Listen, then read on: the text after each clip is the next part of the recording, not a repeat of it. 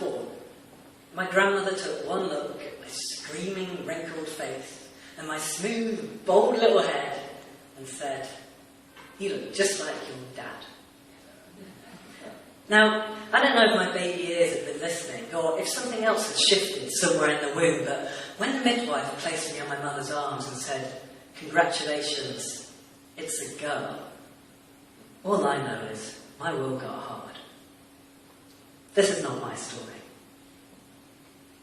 When I was 4, I watched my brother and my cousin play crosswords. They were just about big enough to stand and pee into the toilet, and I wondered, what was wrong with me? Why hadn't I grown in the places they had? And did this mean I wouldn't grow up to be just like my dad? When I started school, that came with its own set of unfathomable rules, and I think, for a while, I just didn't get it. I invited all of the boys in my class to my 5th birthday party, and my mum invited the girls. I had an incredible 3D castle of the cake with towering ice cream cone turrets and licorice all-sort ladders to stop it all from toppling over, and who cares if it was bright pink? And when I realised later that some of the girls had bought me dolls as presents, all I could think was, why should people who bought such stupid gifts be allowed to come to my party? This is not my story. That wasn't me who was dragged around 80s clothes emporiums with names like Laura Ashley. That wasn't me who was manhandled in and out of scratchy petticoats with lace that seemed to burn into my skin, the same ones my sisters looked so graceful in. That wasn't me who stood in the middle of the shop floor while my parents laughed at the awkward way I wore the dress they'd forced me into. No, that wasn't me, because this is not my story.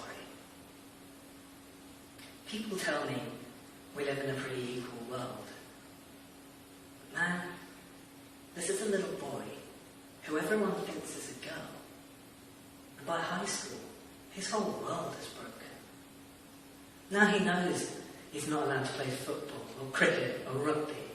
He's not allowed to read the Beano or join the Beavers or the Scouts. He's not allowed to dash about or let his knees fall to either side of a chair when he sits down. He's not allowed to wear the clothes he likes. But what really eats him up is he doesn't know how to do what he's supposed to. He does have a few female friends who one day invite him for a sleepover, and then he finds himself sitting there whilst they rub makeup into his humiliated cheeks, the smell making his eyes water in a way that feels like crying. And it's lucky then that he's already learned how to hold tears and fear in the pit of his stomach, because he knows that he's supposed to like this. When they change brazenly in front of each other later into Walt Disney-themed nightwear, he keeps his eyes averted until he can sneak out of the door. Sure, his body looks the same, but it was shame he felt when his mum handed him his first bra, and now these girls want to talk about clasps and pads and straps, while he wants his to shrivel up and die in the back of the drawer, and he knows if he hangs around them for too long, then they'll know too. Even if he watches every single word he says.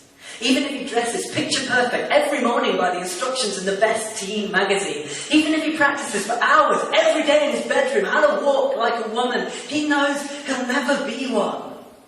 The words don't sound right. The clothes won't hang right. The walk refuses to fit his legs. And so he lives instead with a secret that makes him think about suicide when he wakes up, and makes him think about suicide when he goes to bed, until in the end he realises he can drink his problems away, and makes friends for the next 15 years with alcoholics who are too drunk to see beyond their own misery. This is not my story. 6 months ago, I quit drinking. Thanks to a medicine that has allowed people to see me for the man that I am. But the first step was allowing myself to accept that not all men come in the bodies we expect. This is not my story, but these are the only words I have. Thanks everyone.